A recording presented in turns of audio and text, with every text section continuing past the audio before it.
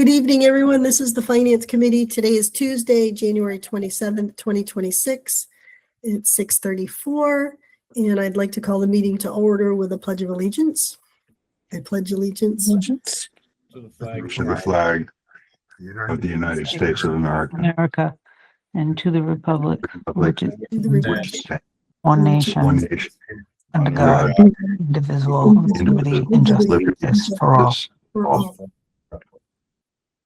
Under Mass General Law, Chapter 30A, Section 20F, this meeting is being recorded. On March 28th, 2025, Governor Healy signed into law a bill which extends the temporary provisions pertaining to open meeting law to June 30th, 2027. Specifically, this further extension allows public bodies to continue holding meetings remotely without a quorum of public body physically present at a meeting location, and to provide adequate alternative access to remote meetings. This language does not make any substantive changes to open meeting law other than extending the expiration of the temporary provisions regarding remote meetings from March 31st, 2025 to June 30th, 2027. Well, welcome everyone.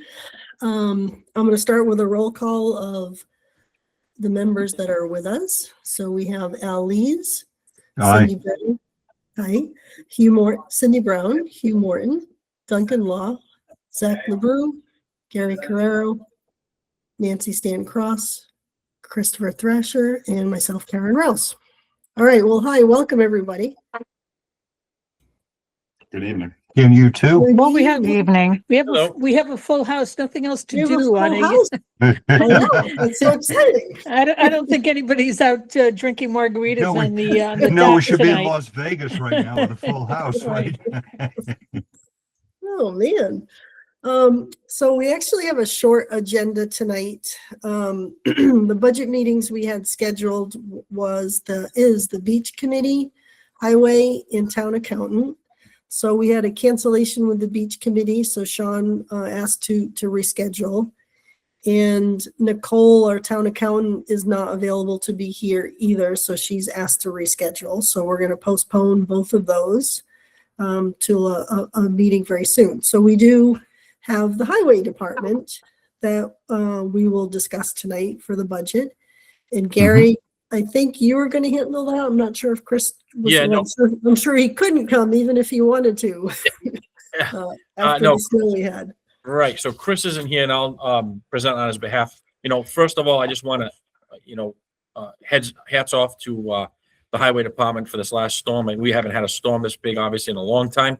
I think they did a remarkable job with the side roads and then assisting Route 6 with their operations. Remember, obviously we don't have a large crew. You'll see that once we present, but I think they did a great job with maintaining this storm.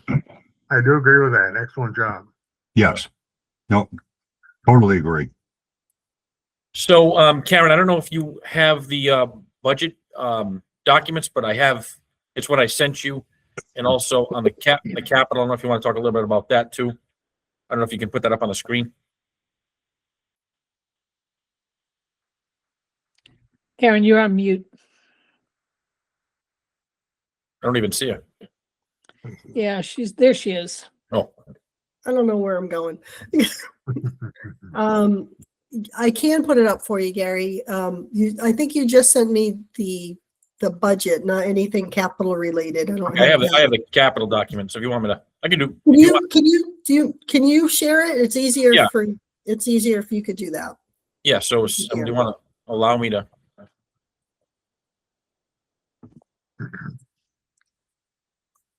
Oh, Gary, do you need permission for that? Are you not allowed to? I don't know. I don't even know where to begin here. I mean, So there's a little thing at the bottom. It says share screen. share screen. It's on mine, it's to the left of the hand raise. Okay, here we go. Turn on captions, send a reaction, share screen. Okay. So let's see.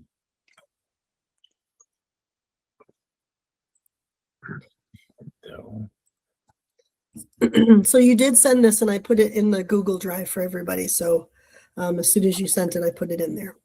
All right, I have the capital, so we can start with the capital first and then I go over the Sure, budget. sure. So on the screen here, you have, you might have heard us talk a little bit about this last week when we talked about the request that went in front of CIPC. I believe there was a generator that was approved, but they had also asked for, as you see here, a dump truck with a plow. And what this truck allows the department to do is hire someone that doesn't have the requirements, so they can go out and plow, they can go out and they don't need hoisting light, they don't need all these hydraulic licenses that are larger ton pickup wood, if you will. So they weren't approved for this. But I think, as I mentioned, if you take a tour of the facility at Town Hall, you're going to see that there's a desperate need for equipment. And they're doing their own repairs, as I mentioned. Trucks come in, they have a storm like they had this a couple of days ago, yesterday, and they're doing repairs on the spot when they can. So that means a truck is down. So as you see here in the schedule, there's a replacement schedule. There's a replacement plan for that truck going forward to replace the older vehicles that are vintage 1970s, some 1980s, with a lot of miles. So what I had the highway department do this week was, this storm was actually track the mileage so that we can get a good sense of what's going on with these vehicles throughout the town, and see where that stands.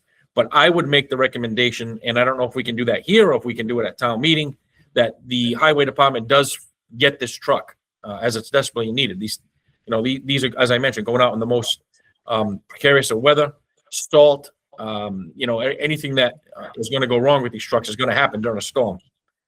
So this is what their request is: $157,300. I don't believe, Al, if you can correct me if I'm wrong about the mini split. I don't think they got the mini split. I think all they got was the generator. Right. And the generator is key to allowing the fuel tanks to run. If the power was to go out, no one in town could get fuel. That means police, fire, highway, they would be down. So that generator needed to be replaced. And I'm happy that CIPC at least allowed that. But I think that we should also advocate for the truck. Gary, can you make this a little bigger? Yeah. There we go. Okay. Yeah. Thanks. An eye exam. So this is where it stands right now. So And- were the other two, Gary, approved as part of the capital improvement committee or no? No, So the only the generator. Only only the generator, generator. but there was a lot of discussion of the truck and the no need, if you will, to have somebody with a CDL license, and it was right on the edge. And I will say, and that, from my opinion, we really do need to do that. And we haven't had a storm like this in 5 years? Pick a number out of the air. Pardon me. And pardon me, it's easy to push aside other issues or whatever, but these storms do happen. And when I look at Facebook or some of the others, and there weren't many, I have to admit it, about what about plowing out A, B, C, D? Well, we're down to when Russ Hart was highway surveyor, we had new equipment and we had 12 to 14 people. Now look at what we've got 40 years later, with probably 30% more roads in this town versus what we had. So, I think this is something that I would recommend as a finance committee member, not CIPC. They voted on it. I voted on it. That we reconsider. To Gary's point. I mean, to keep in mind, I think Al makes a good point. We've got lesser vehicles on the road. The less vehicles we have on the road, the more mileage is now accumulating on those vehicals. Right. Less useful life those vehicles have. So spreading that out amongst another vehicle, you go into the facility at Town Hall, the highway facility, and you look at a photo on the wall of 25 years ago. There were more people and more equipment. So.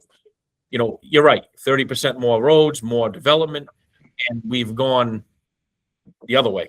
So, I mean, this isn't the cure-all, but I think it at least helps the department. At least helps, right, Gary? I would agree with you. So can you both remind me, and I know last year's capital improvement, there was a piece of equipment of the highway department that just didn't make the cut. It was very much needed, very much recognized, and it didn't make the cut. I Is think, this Karen, the that was a same- rush. That was one of those, they did get it. I believe they got it. I'm not sure how it was paid for, to be honest. Okay, It was one of those, you see it on the side of the road, clearing the brush with the arm. okay. So Right. So I'm not, this is not the same this one is- that's, Totally, totally Okay. different. Yeah. gotcha. All right, thank you for clarifying that. If I had Cindy, go ahead. a quick question, Gary, do you know how many operators they hire out, okay. out for storms? okay, so what did Chris say on that? I believe they have 10 operators, including, now keep in mind, Chris also goes out and plow. They have one mechanic, equipment operator, one foreman, the administrative assistant doesn't, four special equipment operators. So you've got the highway surveyor himself, the department head, going out in every storm. You've got the crew going out on top of the contracts that we have. And I think he had said there's like maybe 10 that are out there right now plowing. So will this eliminate one of those or two of those? Maybe. But you know, there's still probably going to be a need for those subcontractors to go out there and plow. Oh, sure. I mean, mean, as I mentioned, I'm not suggesting that one would Right. substitute for the other. I was just curious how many Yeah. additional pieces of equipment they hire for a storm Yeah. like this, with another one possibly coming. yeah, I mean, 260 miles of roadway, 64, 65 square miles. The town is big. I mean, as I mentioned, you could be all the way up to the tip of Fall River and all the way down at the point. Yeah. At the Mhm. harbor. It's a lot of miles. And keep in mind, they're not going, and these, I'm not suggesting that this equipment is only used for storms. This equipment is used 365 in the summer, spring, when they're doing work on the sides of the roads. So, you've got to remember that when they're plowing, they're not just going down the road once, they're going down 2, 3, 4 times, and then they gotta Right. get back and salt. So when you get the mileage reports from these trucks, I think you're gonna be surprised at how many miles are put on just in one storm. Hundreds. So does anybody have any other questions on the capital? Well, I do have a question on this, and it's more for Al. So on the capital improvement memo that was done this year, where the capital improvement recommended its list, there was another paragraph after that said, if there's more funding, we would like to recommend something of the highway. Is this the piece of equipment that was referenced in that memo? That would be correct. Excuse me. You know, I would simply say that what we need to consider as a finance committee, as a CIPC, I spoke to Dick last week on a variety of issues. We had a really good, productive meeting, that we need to upload, in my opinion, things like this.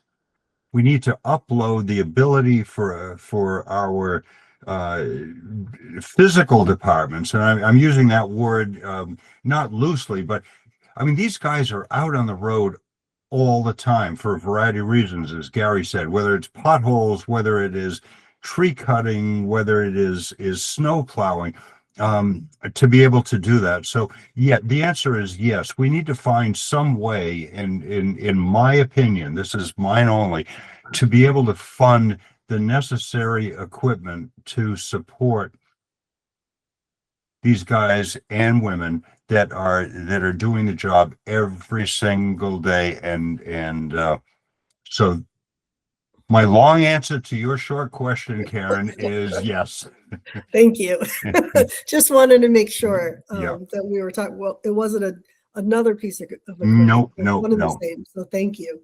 Yeah, I think the other point too, Karen, is, you know, they're the ones out there in a storm, clearing the roads for public safety. They're the ones out there. They're the first line of defense, if you will, in a storm. They need to make sure that roads are cleared for police, fire, ambulances. So I think not having that equipment available to them is some kind of a risk, I guess, to the town, if you will. I think it's something that we have to take into consideration. I agree with everything that's being said, and the question always comes back to where's the money coming from? And the next question, I would say, I don't take this very seriously, but the press suggested that the governor is thinking about adding something more to money for cities and towns. We all know that's a suggestion that goes to the House, Senate, and so forth, and what comes out is a hamburger approach. However, it might be a little higher than originally being estimated, if that means anything. I can answer that question. We met with the MMA. We had a conference in Boston just, and Chris can chime in on this. The funding for her first round, the budget, obviously, goes to her. Senate Ways and Means. It's still got the process. Is almost flat from last year. Which is what I expected. It's peanuts. Yeah. You don't believe the press, you don't believe the governor, but there's always a chance there's something in there. Yeah, I would say the most we're probably going to see a 1.5% increase. Chris can chime in. I don't know what it is for Westport, but I know, Yeah, I know. Just looking at Dartmouth's numbers, Gary, I guess compared to Westport, we're a little better off, but it's still, I'll call it very modest in terms of an increase. We budget very conservatively, with the idea it might be flatter than it has been the last couple of years. But I think, this will kind of get into the, policy discussion as to when we look at the operational budget and we put out the next draft of it, if there are some needs that have been identified on the operational side versus this, which is more on the capital side.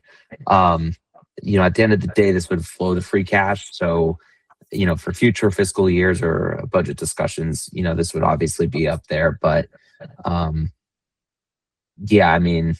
think it kind of was said, I know that there's a limited amount of dollars for capital requests like this. And I know the recommendation coming out of the capital committee was this was just outside that window. But, I think it is important going forward that, we talk to the departments and see what's the real impact of not funding this in a given fiscal year. To Gary's point. So, duly noted on all the comments said so far. Thanks, Chris. And to answer my suggestion, Gary, would be, we'll put this on the list, just as Chris said, we put this on the list of needs that are being identified through the whole process. And then as we get closer to a budget roll up and see the other warrant articles, we'll see what available free cash there is. And then we can decide to make some decisions once we have all the pieces together. That'd be the suggestion. So I have and if you guys have noticed in the Google Drive, I've been keeping an ongoing list of items that come up from the budgets that we've had. So I'll add this to the list. And so then when we're prepared, we've got all the things that have come up in all the meetings that members have raised. So. All right, good. Great. Thank you. It's a good idea. So Karen, I'm sorry, I'll just jump in quickly. One of the things that Gary said triggered my thought that the highway department, funny enough, needs to almost in quote unquote emergencies, whether it's hurricanes or highway, snowstorms or whatnot, is the fact that it's a trigger effect, that it affects the fire department, it affects ambulances, it affects the police department. So it's not just an isolated incident where somebody is fixing a pothole on XYZ Drive. I mean, it really needs to be higher at the top of the list. The other thing I will say, and of course I've said this many times at different forums, and I won't elaborate, but I wouldn't expect any money from the state or the feds or the state legislature. They always screw a town. And I don't even need or I'm not, fishing for comment.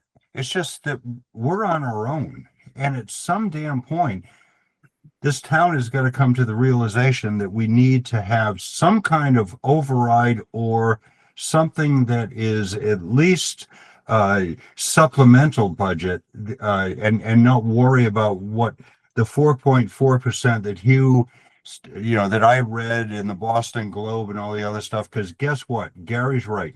It ain't coming to us. It's not coming to us. And that goes from Healy down to Roderick's down to anybody else. It ain't happening. And I guess you guys can't say it, but I can, because I'm not an elected official. I'll leave it at that. None of us are.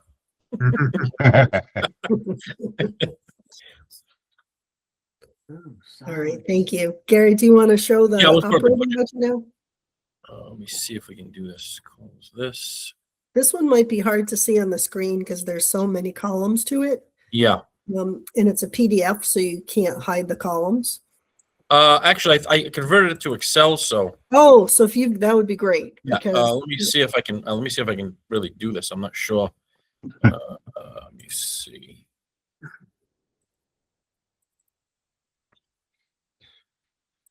it's in the Google Drive for everybody, so if it's easy, you can access it there. All right. Can you see that? Oh yeah, it goes back to fiscal 13. Let me get rid of some of these. Right, if you can hide some columns, that'd be great. Let's say up until 24, I guess we'll look at. Yeah, that's great. Thanks, Gary. Yep. Perfect. Okay. Let's see. Should we do?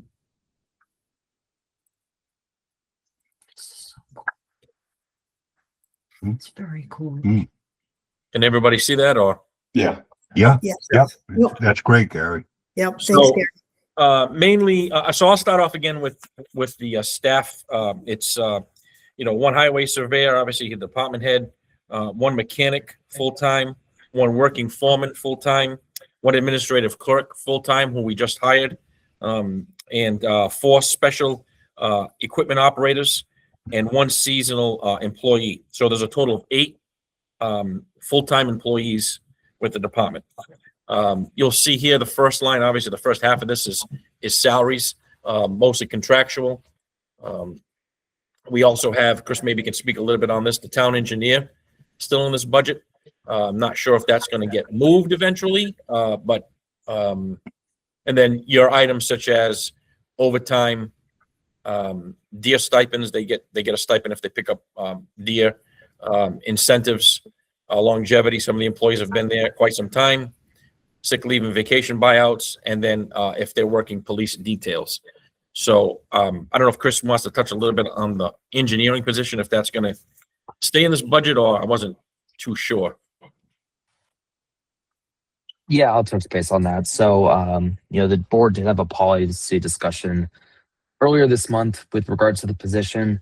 As it's currently drafted, I do not believe that that is going to be moving forward as anticipated or previously anticipated.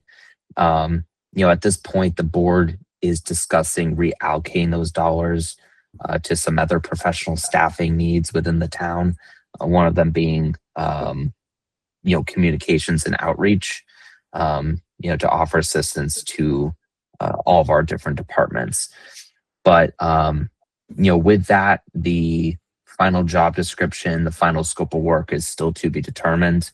I know, one of my tasks coming in is to just evaluate the need and see, if we are adding a full-time employee that, we're making sure that we get the most value with whatever that job scope and job assignment ultimately is. So in the upcoming drafts, I would expect to probably move these dollars to other areas within the budget.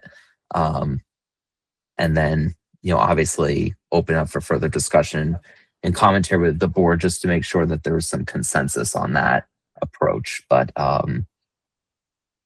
that's really the update there. Chris, not to have a long discussion about this because it's not an agenda item, I will just remind you and the board that if there is a new position created. It has to go before, the job description has to go before the personnel board, and it Yes. should go before town meeting. So kind of Yes, time is and of that's- time is of the essence to make sure that that article gets drafted and approved prior to town meeting. Yes, and actually that's maybe a little bit of a good note. So one of the things I guess I'll give a little bit of a preview that I am going to put forward as a recommendation is an amendment to the personnel bylaw to offer the town a little bit more flexibility with regards to the adjustment to the personnel policies. I think right now the challenge is, especially for me coming in, it does not really offer me a lot of time to evaluate the conditions on the ground. Seeing how we only have the one annual town meeting in May. And I know that obviously this is an important role to fill. And so I would hate to wait 18 months to see movement on that. So Right. if there is some flexibility that, we can offer the town that would provide, the board a little bit more time to really deliberate on this and make sure with whatever job description put forward, it is building consensus and, we're doing right by the town. And, that's going to be my recommendation, but I should hopefully have a little more information. I know the select board meeting got canceled yesterday. So, the first draft of the warrant or the list of articles is going to be going before the board on the 9th. Okay, So good. This will be part of that discussion. Right. I just wanted to make sure Yeah. that you understood the process, which I'm Yes. sure that you did, but just wanted to put it out there. Okay, thank you. I appreciate it, Cindy. Thanks. Thanks. So Gary, I have a question on the. I think Al has a question. Gary's got his hand Oh, up. I'm sorry. Go ahead, Al. That's, Sorry, I missed you. that's quite all right. And I'm using, pardon me, the department head salary, Chris, as a tee off, if you will, to all the other department heads. If Chris decided to leave tomorrow morning, what would it cost us to get a new department head? Yeah. I mean, if that's a rhetorical question, but I think from It is, yeah. So I would say from an operational standpoint, I think any time that a contract is up or is up for renegotiation or there's a vacancy in the role, it's upon the town to make sure that we're looking at the market before that we can recruit. I think part of that is going to be looking at the class and comp study that was done, back in 24, obviously updating those numbers, but, using that as a good baseline so that we're, able to retract and retain. With that being said, in addition to that, I think, something Gary knows a lot about is the idea of succession planning. So ultimately, long-term, just looking at the organizational structure within these departments and, I don't hope for vacancies, but I do hope people go on vacation sometimes. And so, if someone's out of the office, making sure that there's someone else in the building that can do the function. So, the salary lines, absolutely, worth looking at to make sure that, we're compensating people where we need to. So, Well, see, that's where I'm going with that, and I should have been more specific. Yeah. If we need to, and I'm just picking a number out of the air, okay? So don't hold me to the number. But if we need to be compensating people at the highway department head for 110, 115, pick a number. Why the heck aren't we paying people at that point right now? It drives me crazy all the time. We go through this every time somebody leaves. Every department, Yeah. Cindy. I'm right. I'm just using It that. happened with the town administrator. It's happened with many other positions. And who's going to advocate more for a position? It's difficult for that department head to advocate for a 20% increase, which is what we've seen pretty much across the board, that anytime someone leaves, that we're short about 15, 20, 25%. And it's hard for that department head, when everyone's budgets are very tight, to stand up and say, my department, you know, as a department head, I should be paid XYZ. And that's what happens. I mean, it's unfortunate. Go ahead, Chris. I didn't mean to interrupt. No, and I'll just offer this antidote. I think that when you're looking at, if you're a longstanding employee, you've been in a role for quite a long time, obviously, when you look at cost of living, you look at the market, the market fluctuates with regards to, what is, I'll call it the going rate. I think that as we look at contracts, as individual contracts come up, as we look at, again, what, can the town afford when we look at just internal equity, what are we paying other department heads? I think all that goes into kind of the overall philosophy of the town. I know that the town with the recent plan approval, they adopted a philosophy, a compensation philosophy. And so really, as we go forward, our job is to really look at that and make sure that, we're providing that recommendation. At the end of the day, this is, these contracts are really under the discretion of the board. And so I really won't go too much into policy decision, but I'll just go into the, philosophy of the town, on paper. And then, our job is to just, put that forward. So. All right. Thank you. Thank you. So Gary, I had a question. So Yes. of the positions that are in the budget that you described, are they all filled positions, or are they still open and not filled? Because I know for many years there's been positions in the budget with the intent to fill them, and for whatever reasons they hadn't been filled. And so are there open positions, or are there people in every position at this point? Well, he's saying that he has a total of 4 full-time employees. And I know that we talked about this in the past, that Yeah. I think it was last year, the prior year before that, they had an issue with, I guess, the foreman. They were looking to hire a foreman. They couldn't find one. But as far as I know, I think that every one of his positions are full. I can reach out to Chris and see if there's any vacancies. I'm not sure if Chris knows if there's any vacancies, but I'm not aware of that there are any vacancies. Now, having said that, though, would he like another position? Absolutely. I mean, if we're going to be putting a truck on, we have the equipment, but we don't have that complement. So if you looked at other communities the size of Westport, are they operating with 8 full-time people, including the highway department head?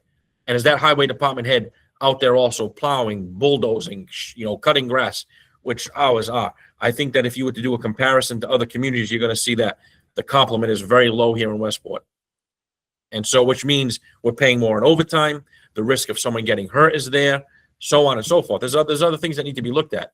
It's not just putting a person on and giving them a truck and saying, oh, well, we've met the complement. Chris, has Chris had the conversation with you about the need for another position? So I think that there's kind of been this, I'll call it an ongoing challenge. And I think, there's definitely additional discussions needed with regards to, the long-term investment, that may be needed within the department. I have not had the opportunity to go to their facility yet and do a tour, which I really like to be able to do, to get some additional context. But, I'll just speak to kind of just the vacancies. So I believe, I may be mistaken, but within the budget itself, I know that Jim had removed, and that's kind of where you see the variance in the FY27 non-clerical full-time line, is I believe he removed one of those vacancies. So it was an open position. So basically he just didn't fund a vacant role. Now, my understanding is I believe there's still 2 vacancies that they're looking to fill. Now, the challenge that I think that they're facing is just how competitive that those roles are. Again, I don't hate to bring up Dartmouth, but we went through something very similar where we had to go work with our unions to try to make that or change the job description, change the classifications just so that we could get people in the door. But even then, it still took several months after the fact to get those filled. So obviously the conditions here differ slightly, but it's still something where, if you have a CDL, you're in demand in a lot of different communities. So. Yeah, and also keep in mind, that's a good point, Chris. We went through this together here. We're competing with the state. So, we're paying $50 an hour. The state's paying 100 plus. So, people, they'll come to the local level, get all their training, they'll get all their licenses paid for. Then they go and work for the state and make double the amount of money. So it's hard to remain competitive. Very hard.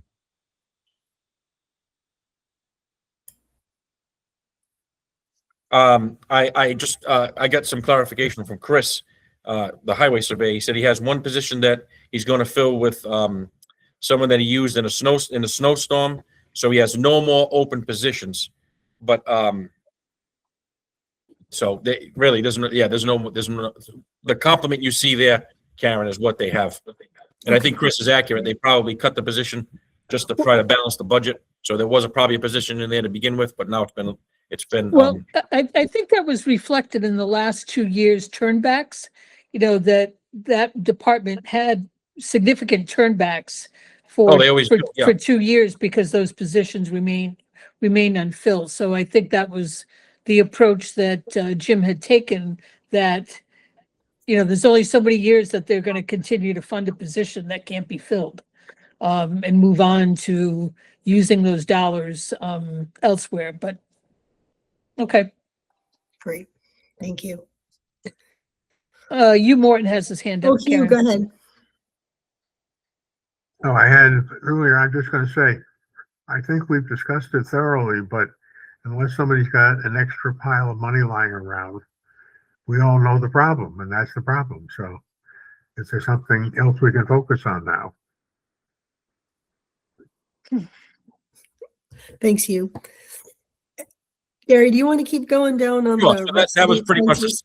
those are the salary, that's the salary Right. piece of his budget. So on the expense side, it's it's really small increases. You're going to see equipment repairs going up, obviously, because, parts are just that much more because of inflation, inflationary pressures on the budget. So that was increased by a few thousand. And as I mentioned, most of the repairs that are done, they're doing themselves on site. So these vehicles are not going out. They're not going to, unless they cannot do it, they absolutely do it on site. So other than that, everything else has been pretty much level funded. Gas and oilies kind of try to keep the same.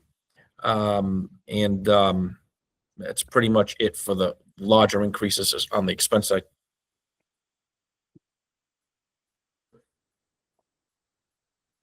All right, Al, you've got your hand up. Go ahead. Just a comment, Karen. Pardon me.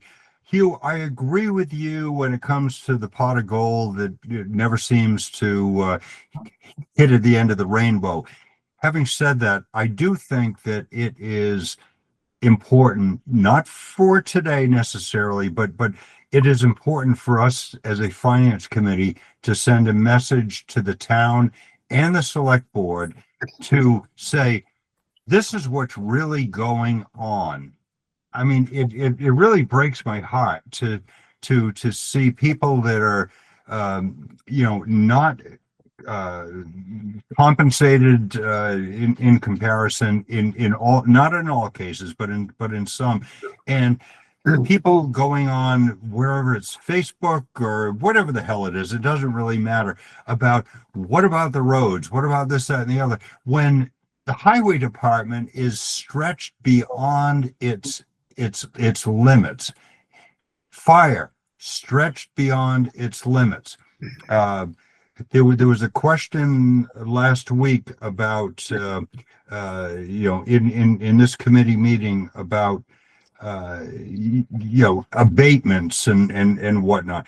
They're stretched beyond their limits, as we all know. And it just sickens me that we don't have this conversation. All we end up doing here, finance, select board and whatnot, about how we can juggle fewer and fewer and fewer dollars without trying to figure out how the heck to make the ship right.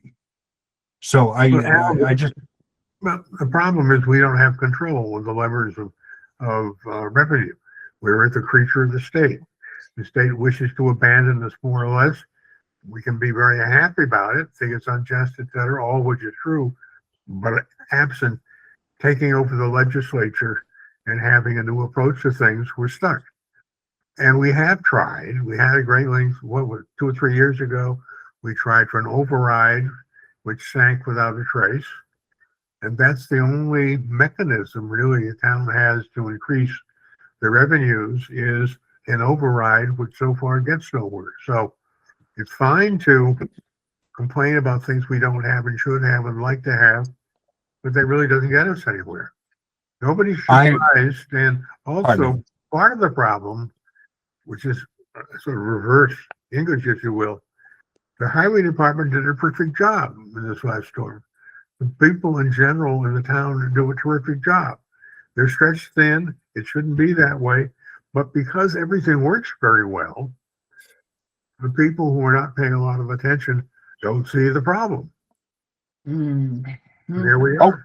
All right, so I'll agree to disagree a little bit with that, and there were people that disagreed with that. But having said that, when it comes to the state and which trickles down to our Senate, what's Mike's title? I don't even know what Mike's title is. He's chair of the Ways and Means Committee. Ways and Means. Thank you, Cindy. Why the hell doesn't somebody start looking at the state as individual towns and fund them properly? We haven't been funded properly for 20 plus years. Because we're a one-party state, and the individual reps and so forth answer to the governor or to the organization of the party. And we are not one of their priorities. We're not a priority at all. And we just get to pick up the pieces. It drives me crazy. I agree with you on all fronts, but when I see a feed on Facebook delivering for the district, where the hell is the delivering for the district on basic services? Al, we really shouldn't be talking about this. No, we should not be online. It's not an agenda item, and we're supposed to be talking about the highway department. You're absolutely correct, and I'm gonna pull back, but I made my point.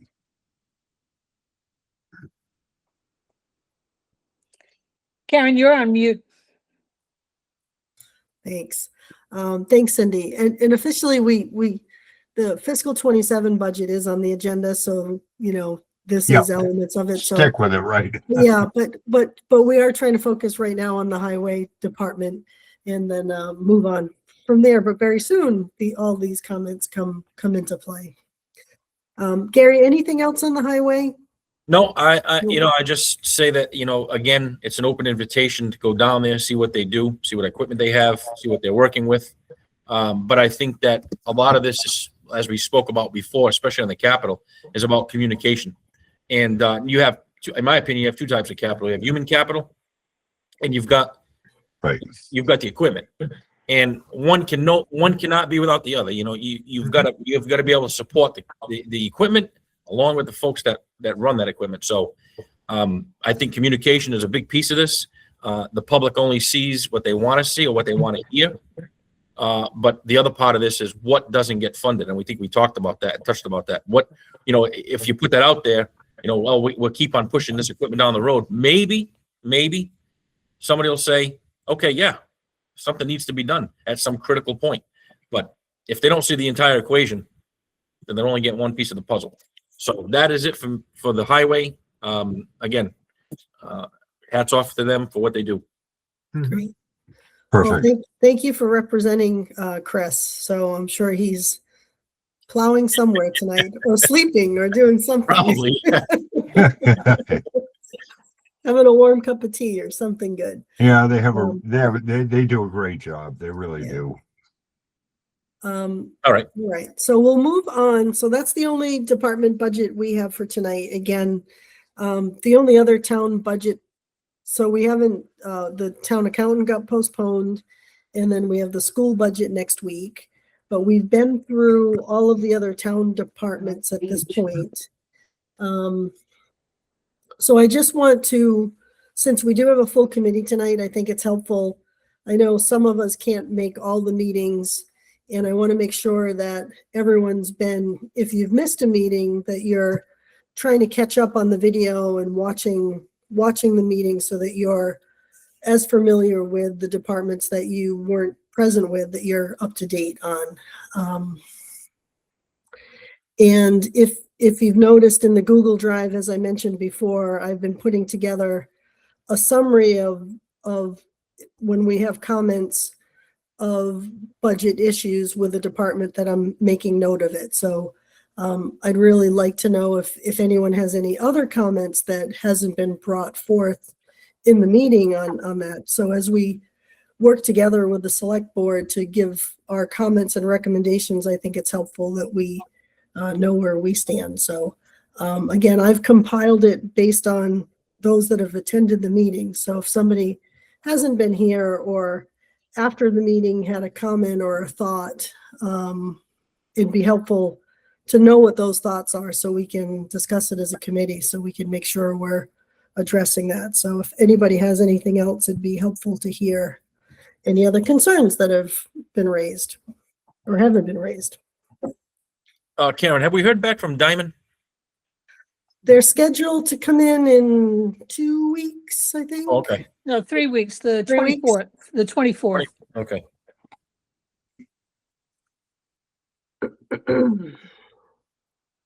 Well, Chris, what I'll do is I'll make some notes from tonight's meeting, which you were here, and then I'll send you a copy just so you can, as our running tally of all comments that have been raised by the finance committee. I'd appreciate that. Thank you. So, sure. All right. The next item on the agenda was really a fiscal 27 budget update or a warrant article updates, but I think, Chris, you already mentioned, since the select board meeting was canceled yesterday, there may be not much new news to share at this point. No, just, to reiterate, we got the numbers or the governor's budget, over the weekend, very modest increases for the town. It does give us a little bit more revenue, I guess, from both on the town and school side. So, we'll be updating the budget accordingly. I think with the additional revenue estimates, there are a couple of things that we're going to go do another pass through the budget, make sure, if there was things that we had to take off, or if there's late additions, that we make those updates with the next draft.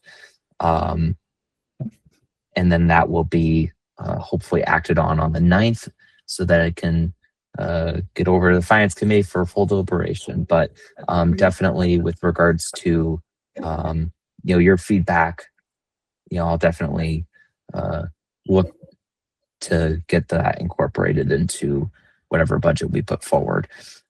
With regards to the warrant articles, so the deadline to submit or let us know if you had a planned article for town meeting was yesterday. I got a couple of frantic phone calls this morning, but we were open. But everything is pretty straightforward. If I pull up my email really quick, I can just kind of give you a flavor for some of the things that will be going over at the board level. So bylaw, there's a question with regards to the tree warden, and just formalizing that in our general bylaws. As I mentioned, a couple of changes to the personnel bylaw that will be deliberated on.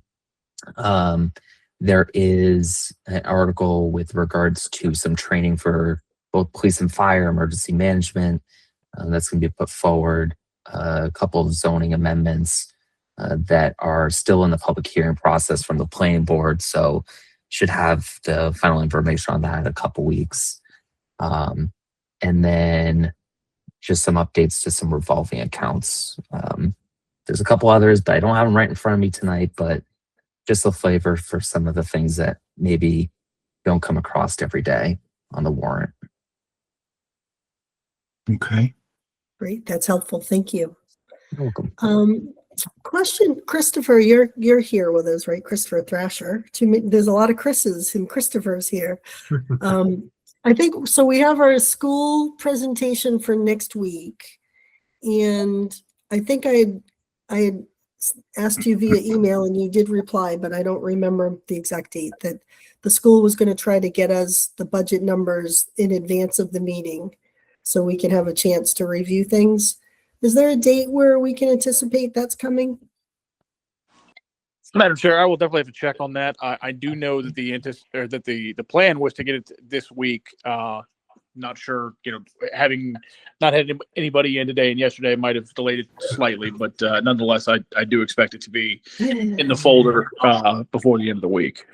Okay, that'd be great. Thank you. Thank you, Christopher. Duncan, go ahead. Yeah, as you may remember, Karen, I met with Evan this past week, and it's a free cash discussion again based on the budget. But if the free cash numbers come in, and we allocate roughly the same number to the school committee, we'll be very, very close. But he had pretty much final numbers for me, and so that's where that stands. To clarify, Madam Chair, so that we have numbers that were approved by the full school committee. What is not complete, or at least was not complete on Friday, was just the full presentation to the FinCom. Okay. And can someone share what the budget that was approved, what number, does someone have that number? If you'll give me a brief moment, I can certainly look it up. I sure will. No worries. So while we're talking about the school presentation for next week, we had discussed having it in person with a hybrid option. I just want to double check with everyone because there's potentially another very big storm that's going to be hitting us sometime over the weekend, and it could be another big one. And so just my question is, if we post that we're going to have an in-person meeting and then we have a storm where things are closed, then we won't be able to have a meeting at all unless someone goes to town hall. But if we decided to just do it hybrid, the weather would not impact us. And so I don't know what anybody's thoughts on that are. So Karen, it was your intent though to post it as both in-person and hybrid? So it would have to be both? You couldn't option out one or the other? Well, I guess that's the question. If it's posted as hybrid, that means it's partly in person, right? I think. Right. It would be both, right? That it would be in person. Right. So if somebody were to then go to town hall because it's hybrid, Yeah. someone would have to be there.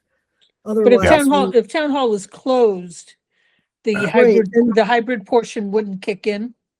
I don't know, because Oh, yeah. if we posted and then town hall is closed, then does that mean we can't hold the meeting because we didn't give someone the option? Yeah, I mean, I'll weigh in on that. So Yeah, we please. had that issue this past week, and I advised those boards to postpone, or if they didn't hit that 48-hour mark, to pull it down and post it as a remote only. Just because if people are going there with the expectation they can attend the meeting, and then they didn't get that message, or they might not have access, it'll save you a call. Right. Right, so just from that thinking, I was thinking maybe we should just make it a remote meeting, so then we Yeah. don't have to worry about the weather. Right. That Yeah. just, it's up to you all. It's, I was just putting it out there as, we wouldn't want to have to cancel the meeting and then schedule it at some later date because we're on a crucial time frame, really. Right. Karen, I would agree with the idea of the remote. I'm just not sure if it's us and the selectmen and the school committee, whether that's more than the equipment we have or whoever's going to be hosting it is able to manage, just in terms of the technical equipment. That's just a thought. I don't know one way or the other. Maybe it's not a problem. I didn't Yeah, think the I mean- select board was included. No, I mean, they're certainly welcome to attend, but I think Chris would be the representative for the select board, but yeah, it would just, I think it's doable. We've had, one year we did have a joint meeting with the school committee, the select board, and the finance committee, and we made it work. There's a lot of boxes, and I'll just need some extra eyes on, if somebody's raising a hand to make sure that I see it and catch it, but Well, I think Karen, it's you don't definitely doable. have to post until Friday, right? So, Well, that was my other question. If Monday ends up being a snow day, does that mean we haven't hit the 24-hour mark if we Well, post on Friday versus I think Thursday? it's calendar days. I don't think it's. maybe Um, Chris, business. knows, yeah. Business days. Business days, okay. So for meetings on Monday, they have to be posted by Thursday. Right. So I'm not sure we'll know about, and we can wait till Friday to post. I don't know that we'll know the storm or what's going to happen between Thursday or Friday, but we can certainly wait a day. Maybe we could ask the school committee what they think. Yeah. Yeah. We can always wait, they had requested an earlier meeting. It was originally going to be on the 10th, and for, whatever reason, it got moved to the 3rd. So I don't know if there's an alternative date that would work for Right. the school committee. Yeah. Christopher, maybe you can let us know too. I know you were looking for a number and probably trying to listen at the same time, but maybe you can let us know if the school committee in the school administration that would be presenting, if they'd be amenable to a virtual meeting, if that would be okay for them, if that would be, based on the situation. I do believe that a virtual meeting would be okay.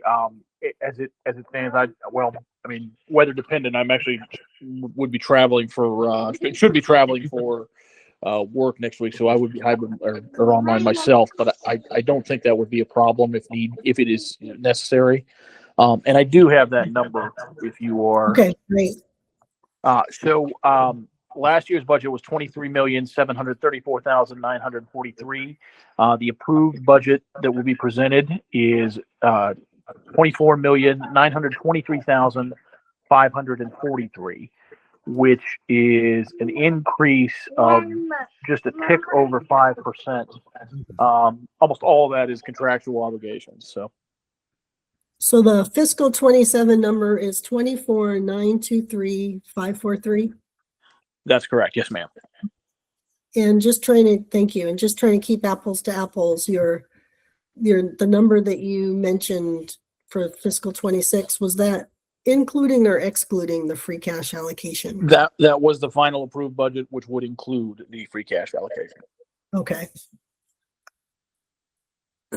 Okay, well, we'll work out the numbers, but that might not be so apples for apples, right? If the new number, the old number had the free cash in, and then, so it's more than a 5% increase then. I'd certainly make the argument it's a 5% increase over the actual approved operating budget, but I understand the nuance. All right, no worries. Thank you. That's fine. Karen, while we're just very quickly on that, when is the last year of the free cash complement, I guess we call it? What year are we in? Was it a 5-year?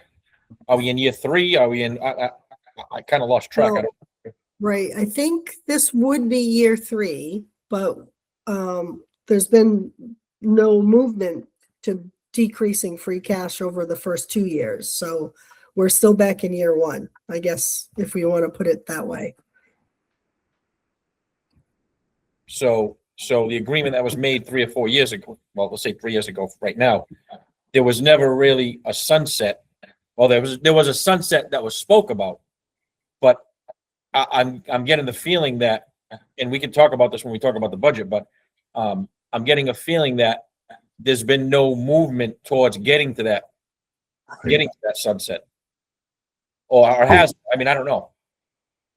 Well, I think, and I don't want to speak on behalf of another department, but I think that the challenge in and of itself has just been trying to balance the budget with the 54% of the net revenues that are coming to them, to the school, to just balance it based on those numbers, never mind then having to decrease that amount by a certain amount each year as well. So I think just trying to balance the budget with the existing 54% split is a challenge. So I thought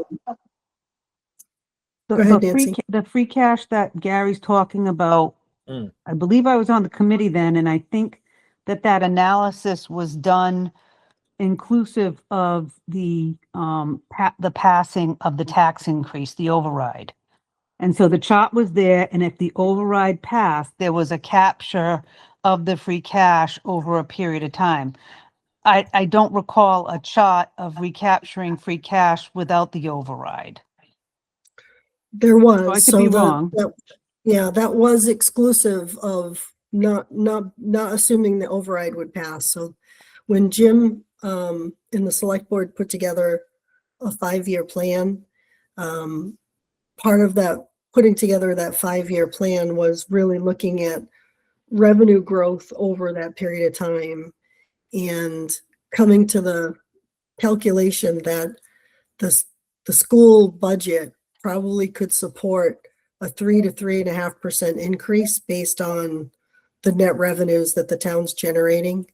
And so that was step one. So, and when we already talk about a 5% increase, that's already above what the town can generate for revenue to support that. But within his 5-year plan, then it was also a plan to then try to reduce that free cash gap so that we would actually be a balanced budget. So that was part of the 5-year plan. Yeah, what I recalled was that we were going to slowly wean off free cash. It was Correct. 500,000, 300,000, Yeah. and we were going to. And the question I had at the time was, what's going to happen in year 5? Is it going to be sustainable for the schools? That was my biggest concern. Are they going to be able to now wean off all that free cash and be able to be self-sufficient? And I think the question maybe is still there, but I think maybe now it's even to a more extreme. Yeah, and I think I think part of Gary, I think part of what makes the whole budget very difficult, and I think what we've tried to do from a fiscal budget standpoint is to try not to increase the need for free cash. So to not make the deficit greater, but if, in one sense, maintaining the structural deficit is a win, is if we don't increase it. So I think that's been a challenge to try to maintain that, but it's all difficult. Go ahead, Duncan. Yeah, I can just tell you again, my meeting with Evan was mostly listening, but I think there's a feeling on the school committee, at least from Evan's point of view, that we ought to be able to look at the revenue split. And he's saying that it could be 1 or 2 points, not a lot, but moving it 1 or 2 points could make a big difference in how that budget works. Yeah, no, and appreciate and we'll talk more as we have numbers in front of us. And again, I don't want to do the nuance of it's a pie, right? But 2% more to the school means 2% less to the town side budgets. And Right. so where does that come from? So where do those dollars get cut from? What department will further get cut? Or, where does that come from?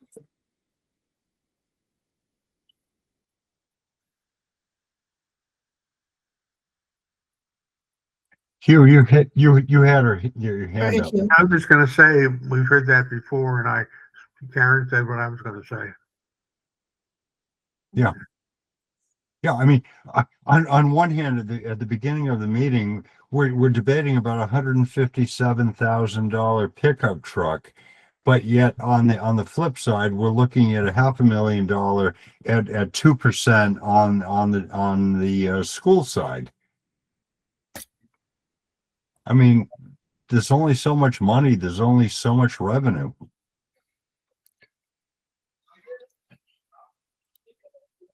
Yeah, Yeah, and I guess I just have to say, I really have a problem with the school side and the town side. I mean, it's one town, and we just got to figure out a way to make the budget work. And, it just sets up acrimony that I think is unnecessary. But it's a finite amount of money and has to be divided fairly, that's all. yeah, I mean, the question is, if any one department were to get additional dollars, then some other department would have to get less. And so I'm asking it as a rhetorical question, but it's not a rhetorical question. So what department would get less? You see, the most dangerous thing here, and this is where I brought up 3 years ago, is the reliance on free cash, a one-time revenue source. Yep. When that, it's happened in the past for people that have been on this committee for a long time, you, myself, we've seen instances where there's been negative free cash in the town, where those monies aren't there. We've been lucky in the past, but as that opera money starts to go away and we start become more reliant on the general fund budget to supplement and less turnback, we're going to see less free cash. So that was the question I had 3 years ago. What happens when that source of funding isn't there anymore? I mean, that's like a sledgehammer to come down on the school department. Again, I think Karen made the point a minute ago, we're trying to fit it within the available revenue.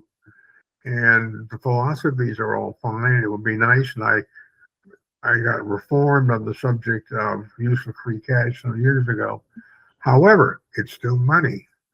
And we have to have enough to cover the needs of each department. And as Karen makes out, if you give more to one side, however entitled, etc., it's less for somebody else. There's only, everybody knows this, with a finite amount. You can't make it more, you just have to spread it more thinly.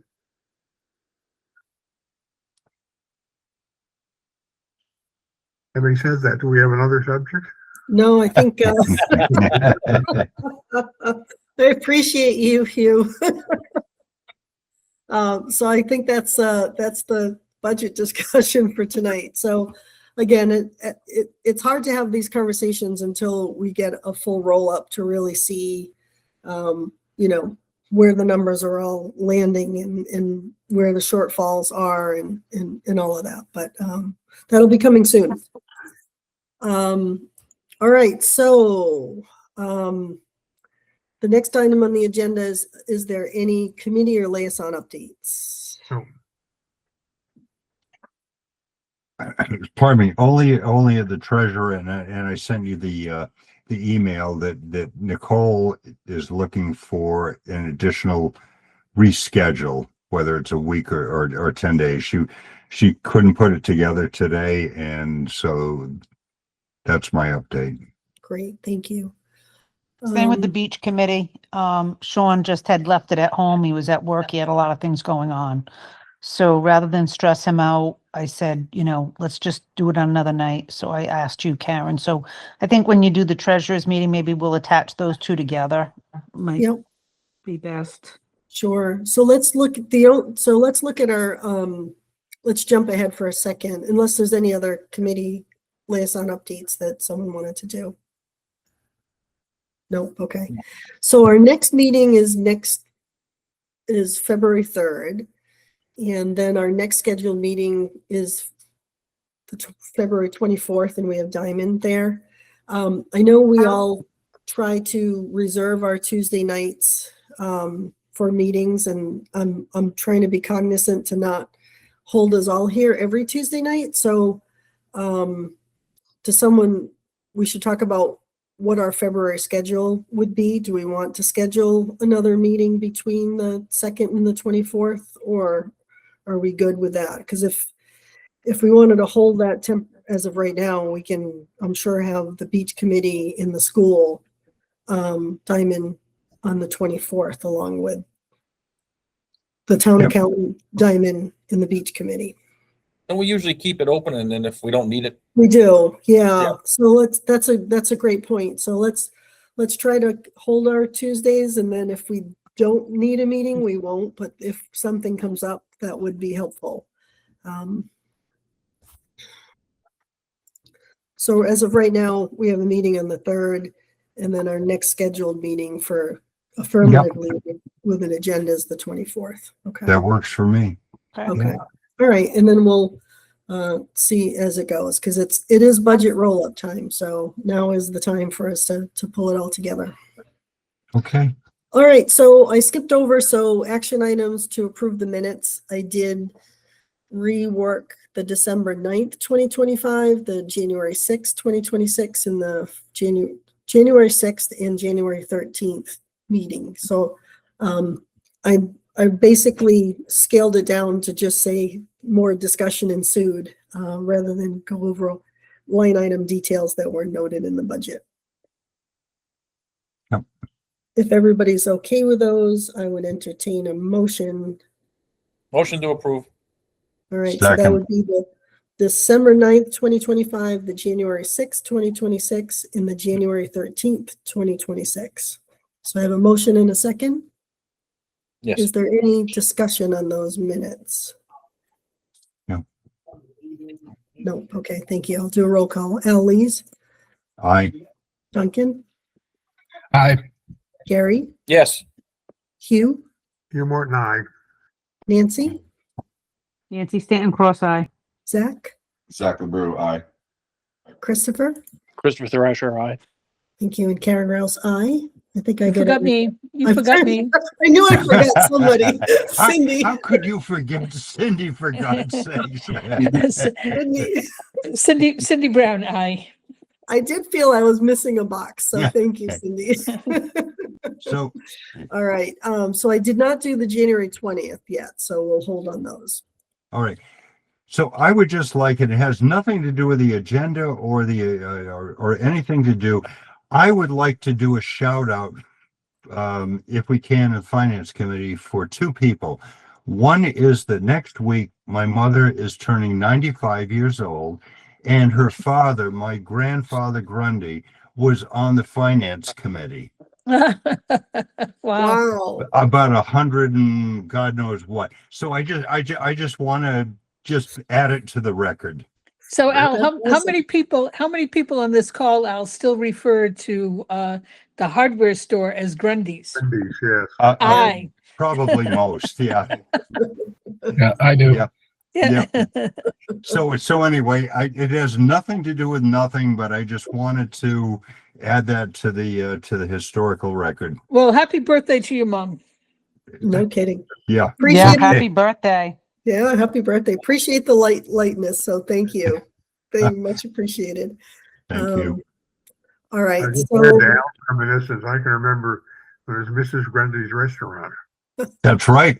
That was my grandmother, who was a petty, who was my track to the Mayflower.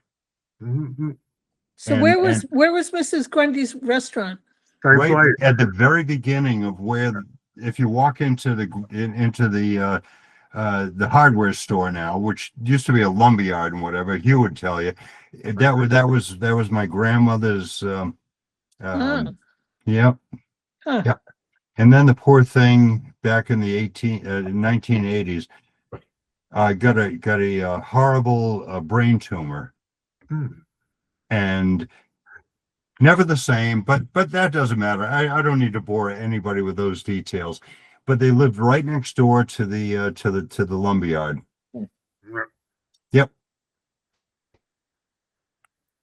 All right, thank you. Anybody else on any topics of future to add to any other agenda for next week? Madam Chair, I just wanted to make one correction. I noticed I actually gave an incorrect number that was off by $36,789 because I Oh, was sure. so I'm sending this to, I'm emailing everyone right now with the correct numbers for Okay. the school budget. Okay, great. Thank you, Christopher. Christopher, you're gonna be whipped. I mean, after. I know 36,000 is Yeah, right. it's not a huge discrepancy, luckily. But yeah. Plus or minus. Right. We're not holding anybody to that number. No. at this point. All right, thank you. Thanks, appreciate it, Christopher. All right, so if nothing else, I think we can have a motion to adjourn. So moved. Second, All right, I'll do a roll call. Al, Ally, Hugh, Hugh Morton, aye. Cindy, Cindy Brown, aye. Gary, Yes. Nancy, Nancy Stanton Cross Eye. Duncan, Aye.